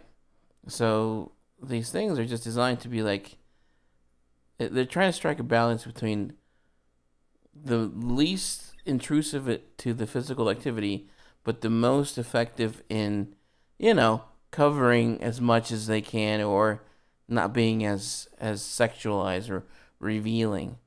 Now, do you need to have that kind of athletic wear to serve food? No, there's no way in hell, right? It was always This was always sexualized. Maybe not to the extreme of these other places where next thing you know, they're gonna have them come in a a string bikini or a thong. Okay, that's just going overboard. But for him to say, even the fucking signage, right? Hooters, come on, who are we kidding, right? It's just that's what you were trying to get away with. Oh, I want it to be more slutty or whatever, a sluttier restaurant for the male gaze or whatever, for men. Well, we're gonna put them in skimpy outfits. Nothing necessarily vulgar, right? It's just it's sportswear, and the others are like, well, fuck that. It's 2025, bruh. Let's just get him up, a few more inches. What's it gonna give, Kiefer says he plans to standardize the uniform across all restaurants to feature the original shorts. I don't think you're going to see a bunch of butt cheeks hanging out and things like that, to be really frank. But you already do. How about how the servers interact with guests? How might that change? Look, it's a friendly place. It's a friendly place. It's a friendly place. Okay. Yeah, real friendly. Our waitresses do quite well. I think in 2024 they averaged about $27 an hour. Where we're at here at Chicago. God, it's good damn. money, okay? But you got to be nice to get good money. But maybe not too nice. My understanding is at the Hooters of America stores, they could actually sit next to guests. We don't allow that, okay? Okay. There's things in those stores like hula hooping. Of course, we know how to hula hoop. Who the heck wants to hula hoop in the middle of a restaurant? Okay? It looks silly, okay? But you do, because actually their attire is appropriate for hula hooping because it doesn't get into the way of the hula hooping. They're being athletic, aren't they? Sitting this down is with so the customer, I funny. didn't ask you to sit down here. That's a little too cozy. And by the way, my wife's sitting right there. But you're Yeah, being when she's with her. friendly. That's crossing the line. That's not required for good service. Crossing what line? We frankly don't allow. Back when I used to work at Outback, we used to do that all the time. First of all, not like being towering over people. We just like squat down next to the side of the table, or even sit right next to them. Right? Not on top of them, but if there was a space open, right? Or if it was a couple, we just, hey, so what can we get you? You're talking to them straight in the face. It's just that was it. Like, you're being friendly. You're being Aussie. You're being, laid back. Because that's what Outback was supposedly saying that was their whole vibe. So if this guy says, oh, they're being, in one breath, he says, oh, they're being real friendly. Oh, but they can get up to the customers. Oh, that's the line we don't cross. Well, the line is extremely blurred, my friend. We're Hooters girls, and no, we're not on the menu. So let's talk about the road ahead. How might the menus change? We're going to make the menu a little shorter, a little easier to execute. Focus on those things. I think. Oh, he doesn't want the shorts to be any shorter, but the menu, he doesn't want that to be shorter? All restaurants have a tendency to try to be everything for everybody. And then you have to look in this business, I think, and say, well, I may like this, okay, but we only sold 20 of them last week. So why are we carrying that? Now let's focus our execution on what we're known for and what we do well. But this is like business 101, right? If you have a bloated menu, right? Unless it's like, I have these 30 items and they all sell, dude. They all sell really well, right? Then that's fine. But if you got like 10 things that people are ordering consistently, like your heavy hitters, and you got all these 20 that rarely sell or seldom sell, okay, well, start cutting that, because that'll reduce space, that'll reduce waste, that'll reduce a lot of things. And, you can just look, I mean, In-N-Out is just such a great example of how they have things locked down. And yes, I know that some places think that they need to bring new products, or kind of like maybe a McDonald's that brings in, the McRib or whatever it is, that every once in a while. Okay, seasonal things. Even like Starbucks does their pumpkin spice lattes or whatever. Sure, you can have that kind of a thing, but as a whole, why have so many things? I mean, honestly, why have all that bloat? Just doesn't make sense. One of those things is the original Hooters sauce. It's got all natural ingredients, has AA butter that we purchase in Wisconsin. For our 23 restaurants, I buy about 44,000 pounds every 2 months of AA butter. It's a lot of butter. Best butter you can buy. Yes, it is. The sauce has no preservatives. It's natural ingredients. In the other stores, that's not true. Why is that butter sauce so important to get back into the restaurants? It's craveable. I can't tell you why, okay? There's some other secret ingredients. You'd have to kill you if I told you and everybody else. But the last time I looked on our P-Mix, which is product mix sold, about 60+% of our foods that were sold had the sauce on it. From buffalo shrimp to the sandwich, from chicken tenders, the bone-in, which is the number one thing. We also bread them with a secret formulation. It gives them a little more crunch. Kiefer says seafood is also a top seller at his Hooters restaurants. Our grouper and mahi or wild caught, our shrimp don't have any injections of any type in them. We haven't traditionally advertised that because 25 years ago, who cared? Okay? Right. Today, with the advent of the Food Network, we all care and we should care. So I think you're going to see that on our menus, and we're going to tell the public a little more about that. How about the training of the servers? How might that change? A lot. Okay, we're not sure what's been going on. We've all been out to eat and had bad service, and we've had good service. There's quite a difference. It's just changing, bringing that morale back and the cultural back. We usually have a trainer divided up over so many stores. There's a lot of investment that needs to be done in some of these restaurants. Any sense of how much that might cost? Probably on. Why is the cook not in the shorts? I want my cooking shorts. Damn it. I want to see that package. On average, about 300,000 per unit. Okay, if you times that by 100 units, you can do the math. I think our idea is get it right first within the four walls. Do those things that are absolutely necessary from safety purposes, of course, first, and then we have to strategically plan that. And there's a lot of variables in that. You know, all of these stores that we're acquiring, and we cherry pick them. There's some that we didn't make the cut. We have their 3 to 5 year history. You know, they were doing 3 years ago before the changes. Well, we have to get them back. And we think not only we get them back, now that we get them the right way in totality, we can get it above that. So there's a lot of chicken restaurants out there. Obviously, chicken is an important part of your menu, and if Damn, I want chicken now. marketing is more family friendly, how do you compete with a slew of chicken joints out there? We've been doing it for a long time. Okay, you know, back in the day, I mean, we're very specific on the type of chicken we spec. We only serve live, fresh chicken. Now that's how we compete. We give them a fresh product, great craveable sauce, and frankly, we have not in 42 years had trouble acquiring customers. And we've kept them. We've got a lot of regulars, they're called, you know, families that come in routinely. So casual dining has had, some are doing quite well, some have filed for bankruptcy. How are you going to keep this brand strong and not going that route? I feel real comfortable with what we're doing. The challenge is the turnaround. The hardest part has been the public perception. The typical consumer, including me, I don't know that it's a franchisee or franchisor. I go for a brand, and I expect consistent experience. Okay, so I think the problem is re-educating the field, getting the right products in, getting the right advertising and message, getting involved in our communities again. I think all of those things are challenges, but challenges that we're going to eat up. Frankly, that's something we've been doing all the time, and we're anxious to get started and get it corrected.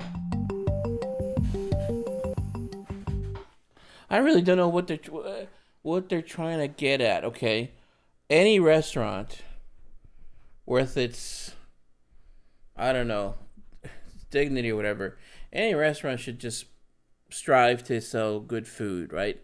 Because ultimately, I am not going to go to a place because of, like, it's hard to put into words, but if that's the type of people that they're trying to attract, right?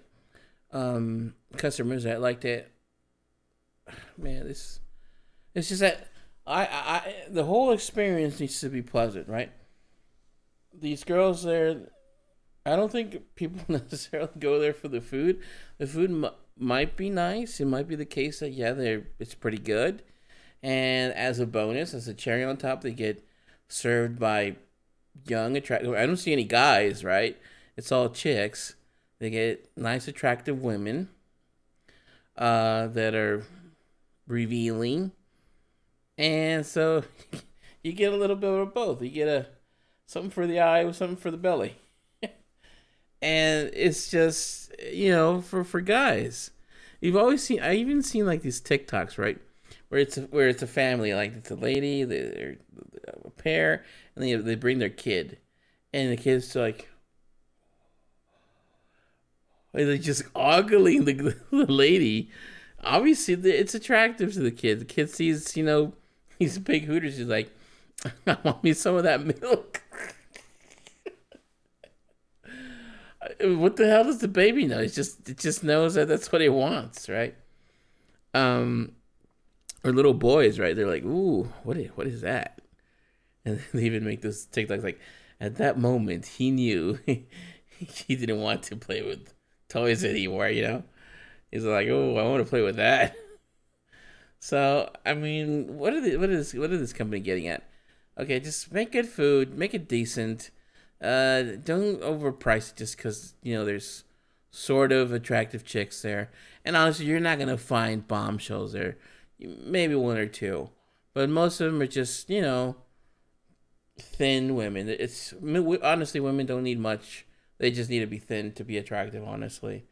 It don't matter. There's guys like him, tall, short, big, small, round, flat. It's everyone. It's just they gotta be thin, basically, or not fat. That's basically probably the only thing that men Like, I mean, there's some men that like them big. They like them thick. But for the restaurant, yeah, that's fine. But just don't give me this family bullshit. I mean, a family could go, sure. The wife or the girlfriend is really putting the guy in the pickle. Like, who wants that kind of a problem?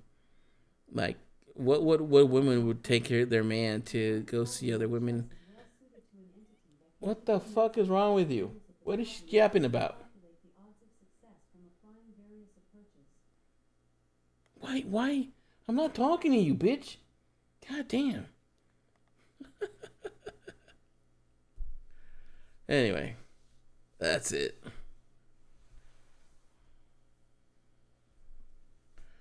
Oh, that was funny. Let's see what else is there on my subscription. These are good. These are fun, but they're in Spanish, so.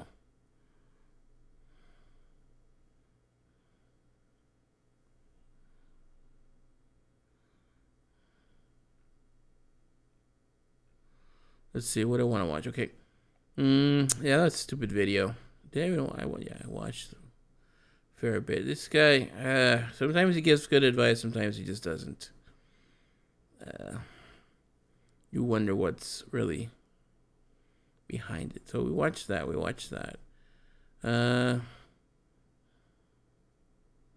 Yeah, we already know about the tariffs. They suck. Yeah, you can't go against these people. They're too big. We already know that. Let's just stick to your crap. I guess, yeah, I guess we'll just watch Bellular. And let me do a quick check on Twitter, see if there's anything there we might want to catch up on. I doubt it. Oh, look at that. Tectone banned on Twitch. What now? I wonder if these people that get very controversial, that's just what they want, right? To get, like, getting canceled or getting banned nowadays seems to be like a way to like monetize or take advantage of stuff. It's just that, for instance, for me, I don't want to get into that. Even if it were to get a payday, I don't think I would be purposely controversial or whatever just to get made or whatever. But this guy, I mean, from what I've seen, he mostly tells the truth. But yeah, does he spice it up a bit maybe? Or like stir the pot? I remember what's his case? Nick Merckx would always be like start shit with his friends or whatever. Stir the pot. Like, I could do that just to get that going. But I don't know. Okay, wow. We'll see what that does.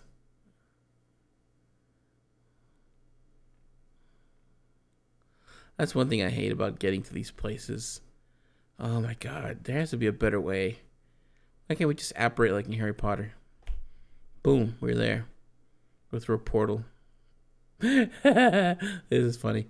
We just need to stop drinking as many matcha lattes and pick ourselves up by our food straps. My parents are 23.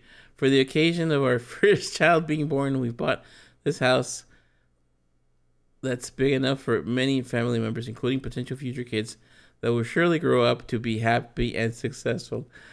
Me at 33. If I put aside $100 for 2 years, I could afford an RTX 6080 when it comes out. Dude, we have to plan so much ahead just to get their graphics cards. It's funny because it's true. What the hell is this, Minesweeper? No. No, thank you.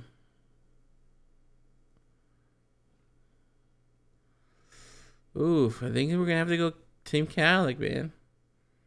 Now that I'm into F1. Not really, but I'll probably try and get into it.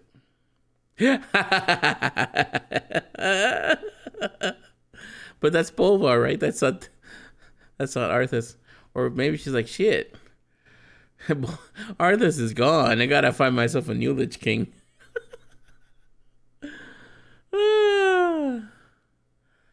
This is Enhancement Shaman Champion. Any chance of seeing that old hammer of mine once again? I'm sorry, Thrall. I'm afraid I lost it. Ah, that's funny. Oh my! Am I following this guy? I should follow this guy. These things are funny. Because it's Lord of the Rings and he wants to see his ring again, but it's his hammer. He wants to see it again. That was funny.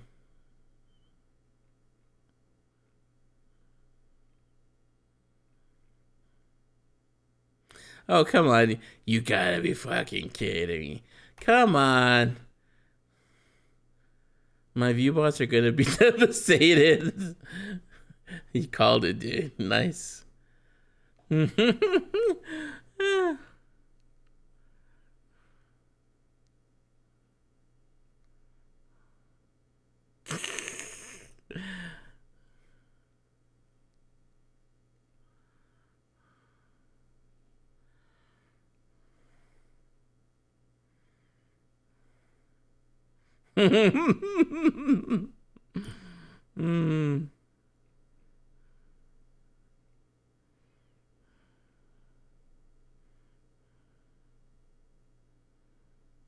What is this?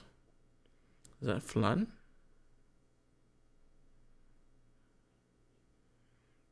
Does he have like a line already or what? What's the deal? That's good stuff, flan.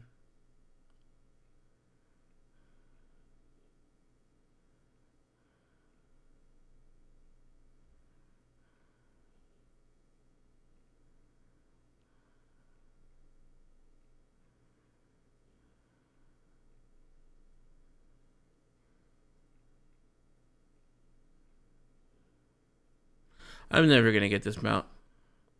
I'm never gonna get it. I think I have 2 of the shards. It's just ridiculous, and I've killed thousands of mobs at this point. Oh my god! What the fuck is that? Oh my god, that's gruesome. Oh my god, what the hell is that? It's not a horde symbol. It's an elfified horde symbol.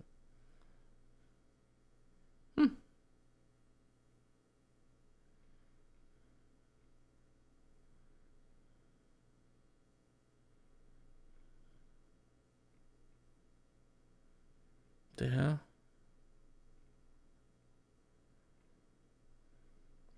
Man, Mel, you didn't give me nothing.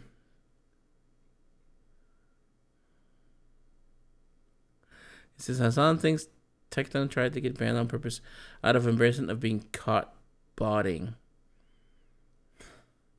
I think he's actively trying to get banned from Twitch so he doesn't have to, live with the embarrassment of everybody knowing he's a rapacious botter. Dude, you're all botters, and if not, you started botting. I mean, shit. I'm sure not everyone, but come on. If it once you see, this is the thing. Once you see somebody do it, and they get away with it, and they keep getting away with it, you're like, fuck it. I'll just do it. Everybody's doing it, right? So you just do it. Very few people will be like, you know what? I'm not that type of thing. I want mine to not be questioned. So you just grind and you do it yourself. Like me, like I'm not botting. I could easily be botting, right? But I'm not, because I'm all about the organic stuff. And if I make it, I make it. And yes, I know logically, right? You should be like, yeah, bot. Everybody bots. Just do it. You want to make this happen? You want to get popular? You just bot, man.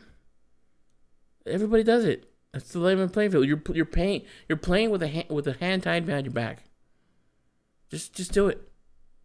But I can't. My dignity, my self-respect, I just can't. Right? Now if somebody else does it for me, then sure. I don't really care, right?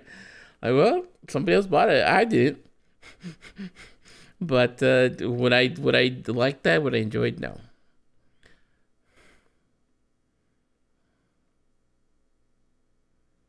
Okay, so Twitch staff shows up in Tectone's chat after he went viral on LSF for saying the F slur. For like homo? Tectone offers a rebuttal. If you ban me again for me saying that and you don't ban all of them, it's just not going to be a good look. Oh. Hey, Twitch staff, I want to let you know, if you want to ban me, can you ban me on my day off like you did Hassan? So make sure to ban me on Sundays. That's my preferred day off. Cool. Thank you. Thank you. Yeah, please, just give me on my day off. Yeah, oh, and by the way, if you're gonna ban me for what I just said, make sure you also ban Denims and Hassan and Frogan for what they said. Because I promise you, if you ban me again for me saying that and you don't ban all of them, it's just like not gonna be a good look for you. Like, I'm just being dead ass. Like, what's important here is that you properly enforce your TOS and make sure you apply that universally, rather than ban me for another fucking month, right? It's never a good look. So I'm But what is this? Is the government? Can you demand they say it's a fucking private company? They can say they can apply it to everybody, but are they? No, they can pick and choose, man. That's this fucking world. There is no justice, only the one you make for yourself, honestly.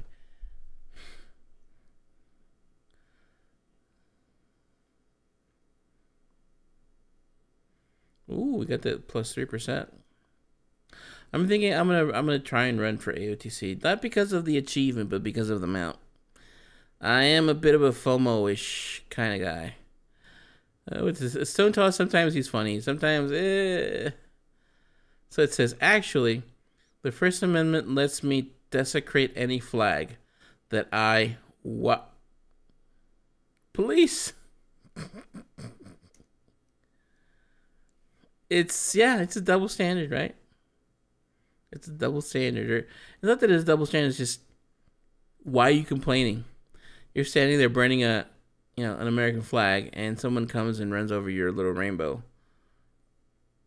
I can be upset at this, you can be upset at that, and that's it. But can you do anything about it? No. So burn it. I don't care. I mean, if it's your right, it's your right. Obviously, you spent money on it, so it's okay. It says 3K active on Kickstream. What's that?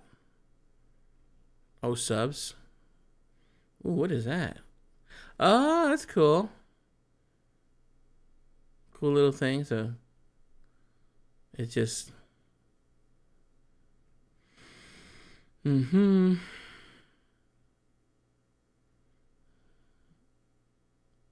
Keanu Reeves getting to the F1. So what do you say? You want the spotlight? Okay, let's see what he says. Fewer called. Fewer still are chosen. Do you want the spotlight or the legacy it leaves behind? The godfathers of American glory. The rock stars of culture. Cadillac has defined the road, and now the fastest roads of all. Not for a season, but for a future. A man has but one destiny, but destinies are written together. We've been expecting you. Fun. It's fun. Okay. All right.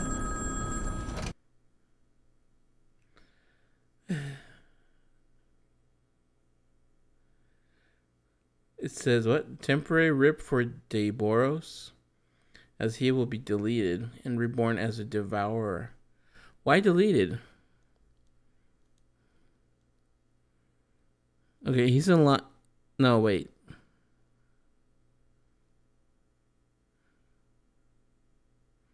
Is he a blood elf? I can't really tell. I can't really tell what he is. But this is a blood elf. That's a Nightborn. This is a night elf druid. Huh.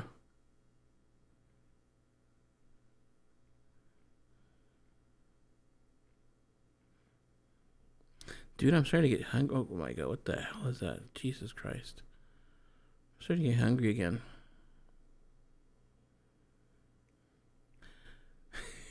This streaming stuff, dude. Oh my god, they're racking it up.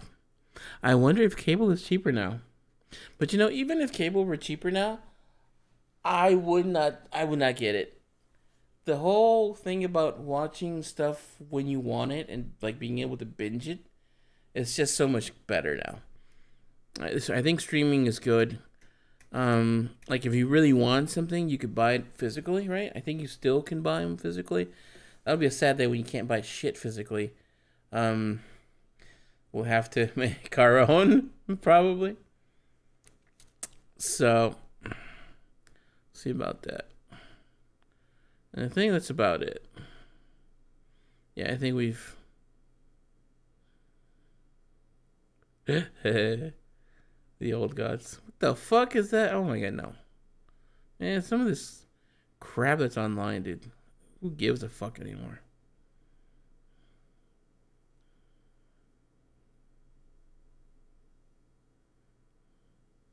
What? On Ultra. This guy said he's on Ultra. I'm on Ultra 4K and I have 300 FPS. 300. You play support. I didn't know you were playing cameraman. Yeah, It looks beautiful. Way too good. The game actually looks beautiful. Yeah, the game looks amazing, but like let's turn them down a little bit. What does it matter if you got the frames? If you got the frames, you got the frames. He's hit that age, TJ. It is what it is. Bro, yeah. I mean, he's what do you mean I hit that age? now, TJ's the same age as me, -1. Yeah, let me guess. You're the one that complained about the battlefield movement. Like, oh, these kids are jumping around too fast. How is this starting on me, bro? Just from quality, man. Oh, I love that kind of shit. Just fucking with each other. Alright.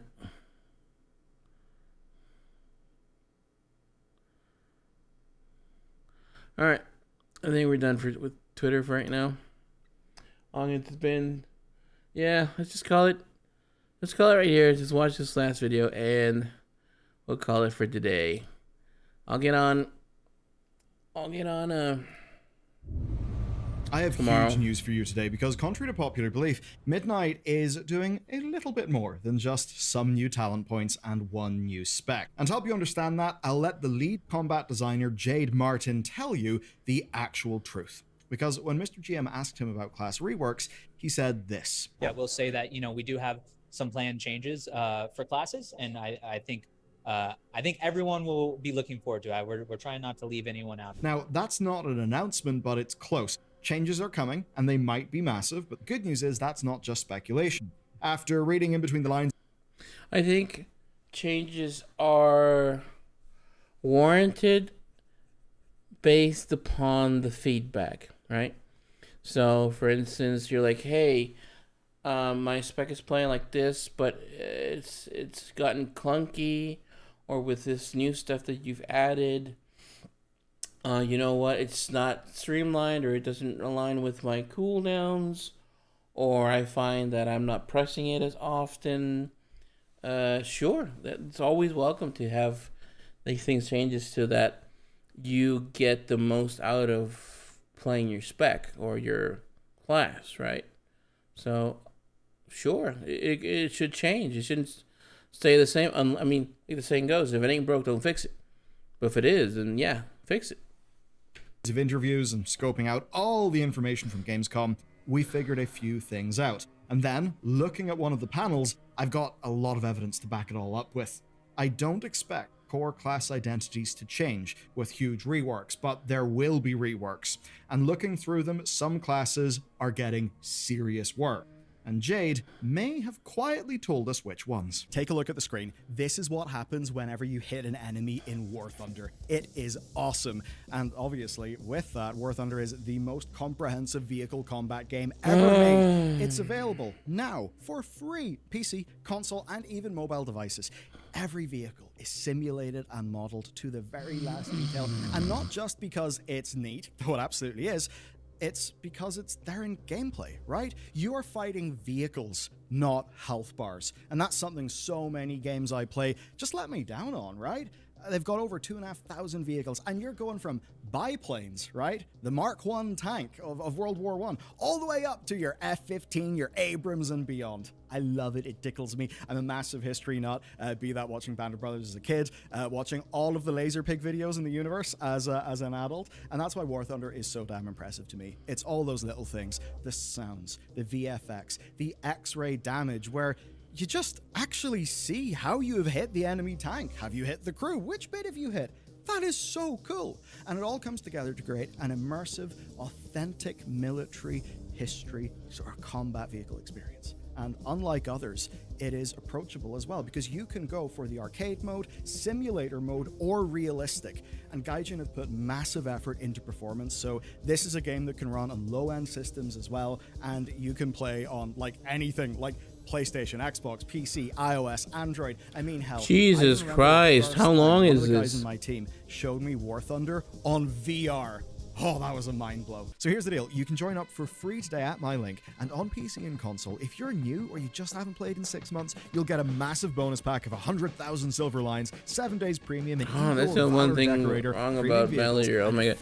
They have Patreon. I'll start with one that isn't quiet. If you're a Death Knight and saw the systems panel, you probably noticed that this is not your talent tree. And as I'm about to show you, it's not just a random placeholder. It looks like it could be the new normal for specs in Midnight. So let's take a look at it. Ignore the shiny new thing at the bottom. That's the new Apex talent, and I'll cover what those are shortly. But for now, focus on the familiar icons, ones that are still there and ones that are missing. I'll skip the working out, so here's the major takeaways. I'm going to use this talent tree to set up my ideas first, and then I'm going to share all the quotes from Jade's interviews that back them up. So let's go. 1. They are removing stacking cooldowns that stack too hard. As an example, Unholy Assault, which was a huge haste buff, is nowhere in sight here. Legion of Souls is missing as well, and the only cooldown we've got is Army of the Dead. That's usually replaced by Raise Abomination, which is down here, and that's on a choice node with Gargoyle. And to me, that implies they'll replace it as well, instead of it being its own thing. They don't need to right now because of tuning, but there is a potential build where Unholy's damage comes from stacking damage from 3 major cooldowns, and it looks like they may now be down to 1. This by itself will make the game easier to balance and ideally way less frustrating. Actually having more base damage from your abilities means you've got more punch outside of your cooldowns. That's a good thing. I hate like right now I'm playing Havoc, and I feel like I have to have all these buffs active for them to finally, when I hit something, it hits them hard. Otherwise, it's basically hitting them like with a wet noodle. I'm so frustrated, especially like in PvP. You'll go in, you'll start to do your rotation to get that high attack, and you'll get stunned, or you get stun locked, and then you get that buff for like 5 seconds, and it's gone. It's like it lasted you a second or half a second, and it's just gone. Then you have to wait for another rotation, another minute or 45 seconds, whatever it may be, to be able to do damage. And there you are swinging like a fucking idiot, and the damage won't go. Like I literally had a game today I played, and I'm playing against this druid. This druid just healing and covering and weaving into bear, and I can't kill it. Cause I killed it I almost killed him. Then he just goes right back up. I mean, some of these guys have just insane survivability, tankiness, right? But why can't I have sustain? I want sustain. I want a good amount of sustain, and then a little bit about a burst, so that I could either use that burst when when I in the initial attack or at the end. Sometimes it's good that I don't use it in the beginning, because then they'll use all their healing or cooldowns or whatever, and then I'll whittle them down with enough sustain that I can just do that little burst and get that last bit going, right? This is PvP. PvE, maybe, that you don't have to rely on classes that, have only get powerful when they're at 30%, like execute phases or whatever. It's just that bring it back. There has to be a balance where you bring it back, not all these damn abilities that, boost you for only a certain amount. It's a nice flow. Nice valleys, and then you get peaks, flow, peaks, like you have them, but not that it's so just you're down here and all of a sudden you launch, and then it gets cut short because for something, or you have to do mechanics, right? Or that's why I really liked. I remember there was a fight in Nathril called Sludge Fest, and you hit him, and then he runs into a pool or a barrier or column, and he gets dazed, and he's dazed for 10, 15 seconds, whatever it may be, and that's when he takes double damage, and you just fucking launch, right? I love that. I love that you can be like, okay, we're hitting them. It's sort of a DPS check because there's only 4 pillars, so you have to get them to a certain point, but if you have that burst, you can use it right there. And I love that kind of mechanic, right? That you don't launch everything at the beginning when it's not as vulnerable. But yeah, just cut down on shit. Cut down on all these buffs that I have to have in a row to then finally be able to do damage. Which generally does feel quite good. Thing 2, they're removing buttons. Now that's a side effect from the stuff that I've just mentioned, and I presume it's intended. As an example, no Unholy Assault to press. Only one choice of 3 major cooldowns: Army, A-Bomb, or Gargoyle, depending on your build and your playstyle. That speaks for itself. Fewer keybinds and abilities means an easier time learning and playing. 3, they seem to be clustering talents harder for specific builds. All the most important disease talents have been moved from around the tree to just over here on the left. We also see that all the most important minion ones seem to be over here on the right, and that makes it easier to decide on what build you're going to go with. Like, say, with Devourer. Devourer has been said to have 2 builds. One build is more of a pure caster, the other one is a little more of a melee hybrid. So that Final Fantasy XIV red mage style of jumping in for a melee attack and then back out to do some casting. Now that size of playstyle difference in talents is actually quite new for World of Warcraft. So I can imagine that they'll therefore want to make those builds very obvious for players with how they design the slow zooming in? And that brings me to point 4. They're removing stuff you need add-ons to track. Unholy players may have noticed that Festermite is missing here, and that was arguably the last talent that was keeping wounds extremely relevant. And it was also one of the last things that Unholy needed to put effort into tracking with weak auras. To me, that implies that wounds may even be reworked. The 5th lesson then. They may be simplifying talents for balance. Now this is a less solid thought because they're obviously adding Apex talents and new columns to hero talents, and seeing people's reactions to there being more points and Apex talents, well, yeah, people were kind of worried about talent bloat of things stacking on top of other things. But as an example, removing Festermite, well, that removes one of the most frustrating aspects of balancing Holy. That's because it was a stacking strength modifier that controlled way too much of their damage output. If that's gone, then it seems they will have fewer moving parts to break their maths, all without removing that playstyle, since Gargoyle looks like it may be relevant again. That was their old skill expression talent before it got nerfed. Okay, that was a lot of thoughts and philosophy things, but now let me kind of prove it with words from Blizzard themselves. One of my favorite words recently is approachable, like here from Marcillion and Flame. And as we move forward into Midnight and beyond, I think we're looking at all of our classes and seeing what we can do to kind of make them, more approachable. Approachability. That doesn't just mean easier. The context here is making sure that older specs get updates to make sure they match new specs. Essentially to make sure they feel like they are specs within the same video game. I think this whole thing about approachability is just that you're not scared right off the bat, right? For instance, I haven't made a shaman because, oh my god, The shaman, you have to do all this and this and this and this balancing. And yes, there should be classes that play differently. Ones are just straight casters. One are just straight melee combos. Whenever like you have ramp, sure, but making them so convoluted, I think that's the big thing of like, for instance, that I'm playing a lot of alts. There's some that I like, there's some that I hate, and yeah, making them more approachable, sure. It just goes to, it's kind of like a bonus, right? Not only are you making them approachable, but you're making them easier for the people that are already playing them.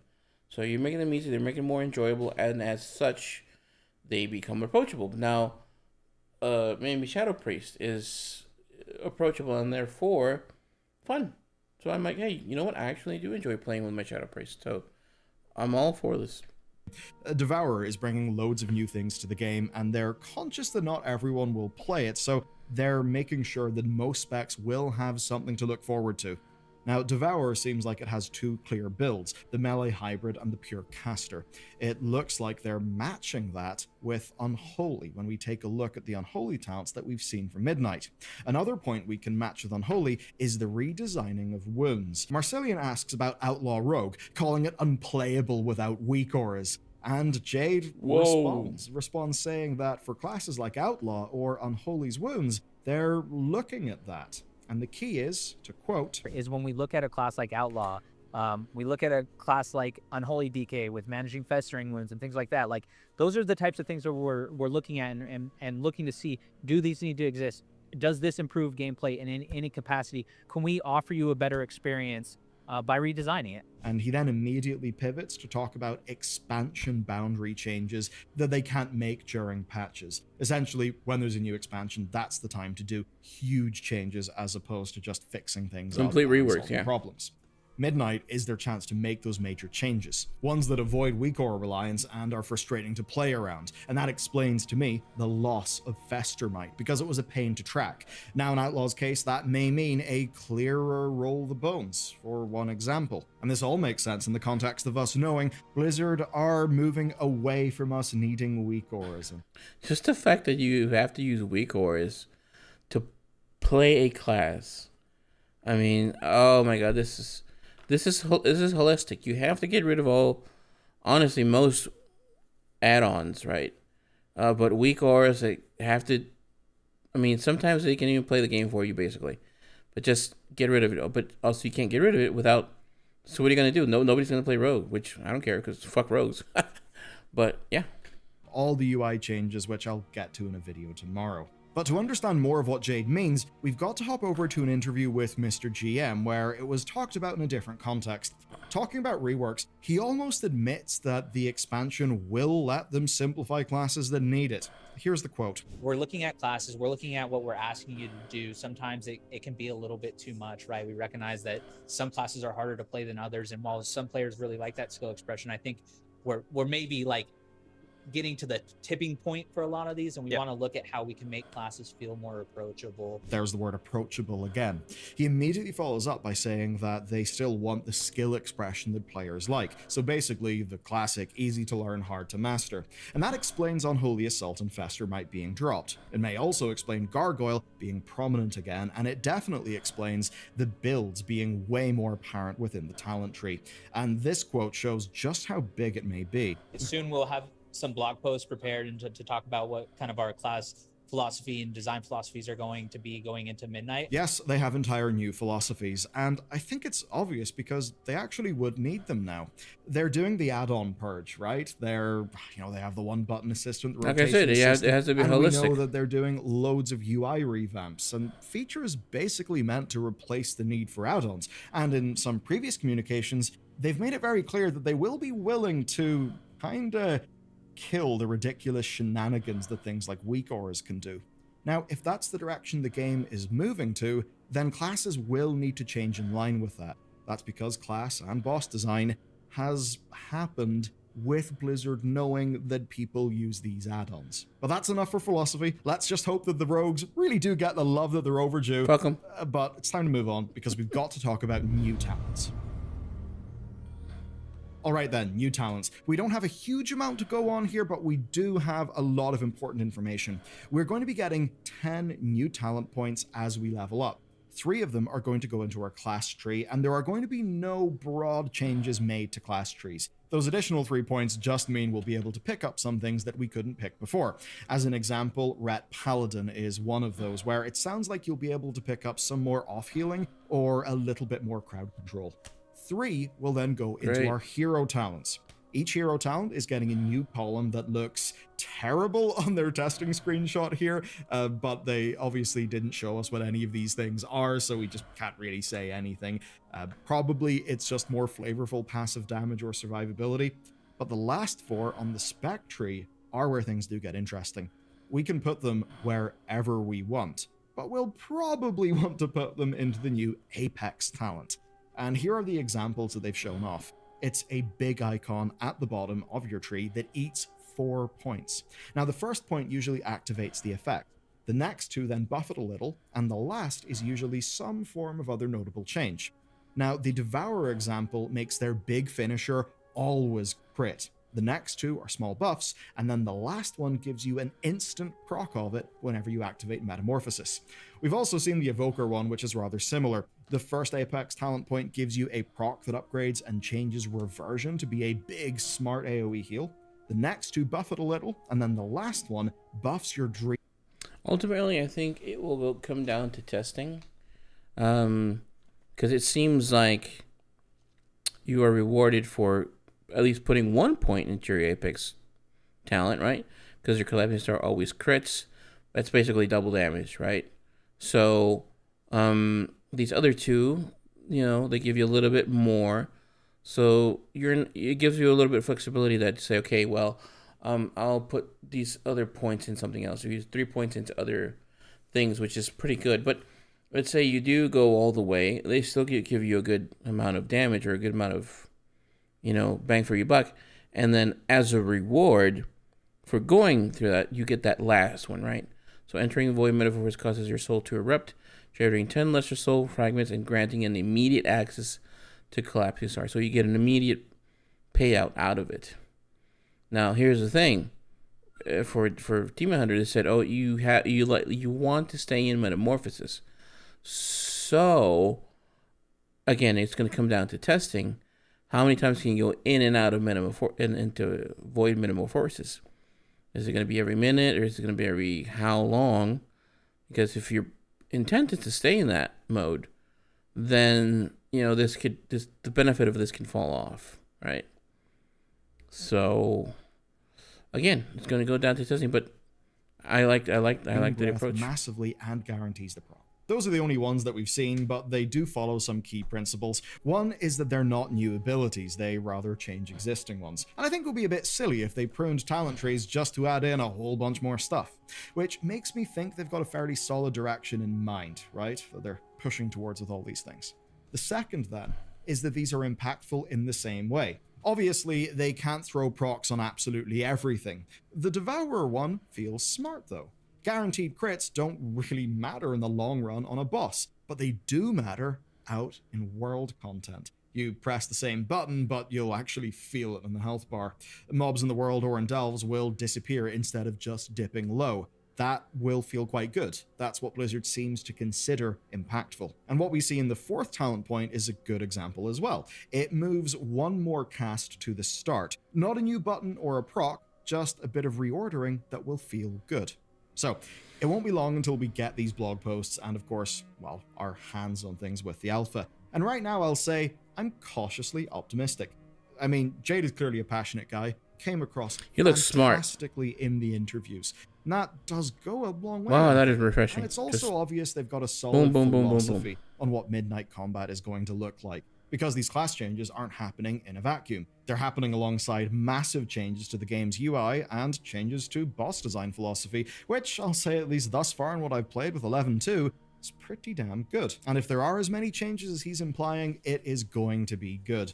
And a special thanks to our sponsor, War Thunder. Okay, It's yeah, free to enough play of that, on PC, enough of Xbox, that. Yeah, PS5, iOS, yeah. and Android. Now's the perfect time No to more, give it a no shot. more. And if you're new or just haven't been back in 6 months, Oh my hop God, on dude, PC that's- or console to claim a massive free bonus pack using my link. Look, I know that a full new class is an exciting thing, but a lot of us do have our mains, and if we're getting Apex talents, we're getting reworks that really improve those mains, that is going to be exciting. And I should note, they have hinted that we'll get another spec, like another new spec at some time in the future, in and around midnight in The Last Titan. Who knows, maybe it'll even be during a patch. And speaking of patches, there is something rather suspicious. You may have noticed that the rate of class changes really slowed down after patch 11.1. I think that's almost certainly because of changing design philosophies and the work that's going into Midnight, so that does bode fairly well to me. It actually appears they will have had time to cook. At the very least, I'll say I am cautiously very optimistic. And with that said, if you want an overview of expansion features, check out this video now. Alright, brother, alright.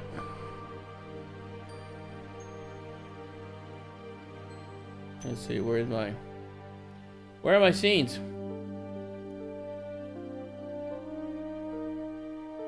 Oh, here. Alright, guys, so that does it for today. We're gonna call it there. We were up for about 2 hours. That's what I expected to. It's really late in the day. I'm gonna come back and make a couple videos. Definitely one out of the Bellier one, and probably one out of that Wall Street one. But anyways, hopefully today I'll get my sleeping pattern back in order, and I'll be back tomorrow, hopefully around 10 a.m. And we can see it's basically the same thing as today. Just go over TikTok, over the news, a couple of videos here and there. Hopefully a lot longer. Maybe there's more cool stuff to watch. But if not, just let's get it short and sweet. Let's get it out and done. All right, guys. Thank you for watching. See you tomorrow, I hope. Earlier time. Till next.